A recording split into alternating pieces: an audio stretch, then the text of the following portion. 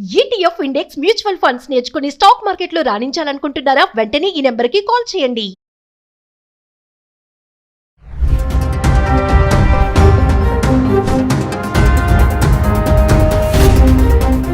నమస్తే, welcome back to Suman TV. Present మనతో పాటు ఉన్నారు అనలిస్ట్ మందర్ కృష్ణారెడ్డి గారు.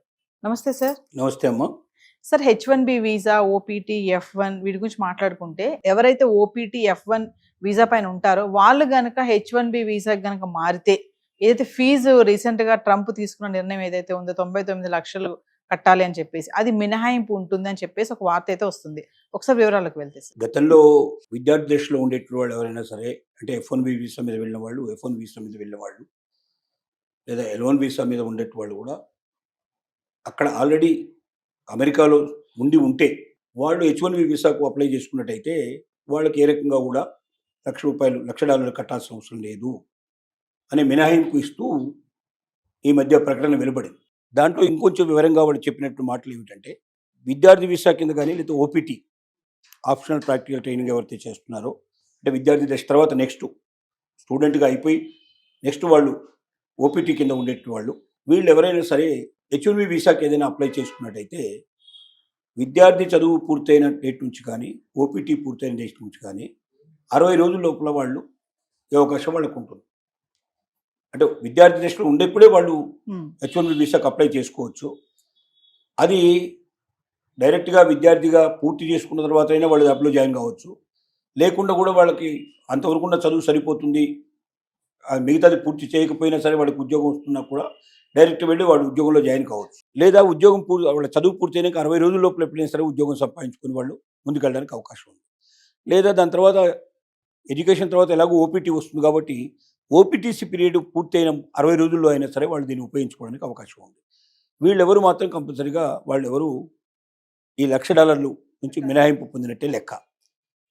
దాని అర్థం, నేను ఎడ్యుకేషన్ పూర్తయిపోయింది, ఎంతకాలమైనా ఉండి నేను ఎప్పుడైనా అప్లై చేసుకోవచ్చు అనడానికి వీల్లేదు. ఎడ్యుకేషన్ తర్వాత ఓపీటీ వచ్చి ఉండాలి. ఓపీటీ వచ్చిన తర్వాత 60 రోజుల లోపల మాత్రమే ఈ గడువు లోపల ఇది పూర్తి చేసుకోవాలి.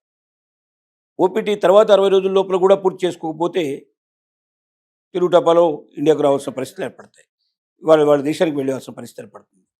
అంటే స్టూడెంట్గా ఉన్నప్పుడే తన ఆపర్చునిటీస్ ఎట్లా ఉంటో చూసుకొని H1B వీసా కోసం ట్రై చేసుకోవడం మంచిది. అలాగే ఓపీటీ వచ్చిన తర్వాత కూడా ఉద్యోగ అవకాశాలు వెతుక్కోవడం మంచిది. ఆ రెండు పూర్తయిన తర్వాత, ముందు స్టూడెంట్ తర్వాత ఓపీటీ, ఈ రెండు పూర్తయ్యే లోపల కూడా నీకు జాబ్ దొరకకపోతే మాత్రం 60 రోజుల తర్వాత నువ్వు రిటర్న్ కావాల్సిన పరిస్థితులు ఏర్పడతాయి. కాబట్టి ఈ టైంని పీరియడ్ని దృష్టిలో పెట్టుకొని ఎడ్యుకేషన్ పూర్తవుతుండగానే ఓపీటీ సంపాదించుకోవడం ముఖ్యం. ఓపీటీ వచ్చిన ముగిసే టైంకి, ఎప్పటివరకైతే ఓపీటీ డేట్ ముగిస్తుందో ఆ డేట్ నుంచి 60 రోజుల లోపల అప్లై చేసుకోవాల్సిన అవసరం ఉంది. ఇది జాగ్రత్తగా స్టూడెంట్స్ అందరూ గమనించుకోవాలి, లేకపోతే చాలా ఇబ్బంది పడిపోతారు. ఎందుకంటే మనం మెల్లగా చూసుకోవచ్చులే, స్టూడెంట్షిప్ మనం ఇక్కడ ఉన్నాం కదా, ఇక్కడ ఎన్నేళ్ళైనా మనం ఉండొచ్చు, మనం మెల్లగా ఉద్యోగం సంపాదించుకోవచ్చు అంటే కష్టం. స్టూడెంట్గా కాదు, స్టూడెంట్ తర్వాత ఓపీటీ సంపాదించుకోవాలి. 99% వచ్చే అవకాశాలు ఉన్నాయి. కానీ దానికి అప్లై చేసుకోవాల్సిన విధానం ప్రకారం అప్లై చేసుకొని ఓపీటీ తెచ్చుకొని ఓపీటీ పూర్తి చేసుకునే లోపల, అంత తర్వాత అది ముగిసిన 60 రోజుల లోపల ఖచ్చితంగా నీకు H1B వీసాలో యజమాని నీకు ఉద్యోగం ఇస్తున్నట్టుగా నీకు అగ్రిమెంట్ ఇవ్వాలి. నువ్వు స్టూడెంట్ దశలో ఉన్నా కూడా, నీ స్టూడెంట్ పూర్తయిన తర్వాత తీసుకుంటానే కూడా ఒకళ్ళు ఇచ్చిన నీకు వర్క్ పర్మిట్, నీకు ఆర్డర్ లెటర్ ఇచ్చిన లెటర్ రూపంలో నీ స్టూడెంట్షిప్ పూర్తయిపోయిన తర్వాత నేను వెంటనే దీంట్లో జాయిన్ చేసుకుంటాను అని ఒక అష్యూరెన్స్ ఇచ్చినా కూడా ఓపీటీ లేకపోయినా ఆ స్టూడెంట్ డైరెక్ట్గా వచ్చి ఉద్యోగంలో జాయిన్ అయ్యే అవకాశం ఉంది. వాళ్ళు కూడా $1,00,000 పే చేయాల్సిన అవసరం లేదు. తర్వాత ఓపీటీ పూర్తయిన తర్వాతనైనా 60 రోజుల లోపల ఉద్యోగం సంపాదించుకోవాలి. అంటే ఈ నిబంధనని జాగ్రత్తగా ఎవరైతే కేర్ఫుల్గా అర్థం చేసుకోరో చాలా ఇబ్బందులు పడతారు. ఇప్పుడున్నటువంటి పరిస్థితి ఏంటంటే, ఇంతకుముందు అంటే ట్రంప్ రాకముందు ఉన్న పరిస్థితి ఏంటంటే, లావిష్గా 540 రోజులు, దాదాపు సుమారుగా 300 నుంచి 500 రోజుల వరకు స్టూడెంట్షిప్ అయిపోయిన తర్వాత కూడా హాయిగా వాళ్ళు ఉండేవాళ్ళు. అది ముగిసిన తర్వాత కూడా చాలామంది ఉండేవాళ్ళు. మెల్లమెల్లగా ఏదో ఒక జాబ్ ఎత్తుకొని జాబ్లు స్థిరపడేవాళ్ళు. అలా దాని గురించి ఎవరు పెద్దగా పట్టించుకునేవాళ్ళు కాదు. బైడెన్ టైంలో ముఖ్యంగా ఇంకా ఎక్కువ లిబర్టీ ఇచ్చాడు నిజం చెప్పాలంటే. అంత ముందున్నటువంటి ప్రెసిడెంట్ కూడా చాలా వరకు లిబర్టీలో చూశారు. ట్రంప్ మొదటిసారి వచ్చినప్పుడు కొంచెం పట్టు బిగించే ప్రయత్నం చేశాడు, రెండుసార్లు వచ్చిన తర్వాత పూర్తిగా పట్టు బిగించాడు.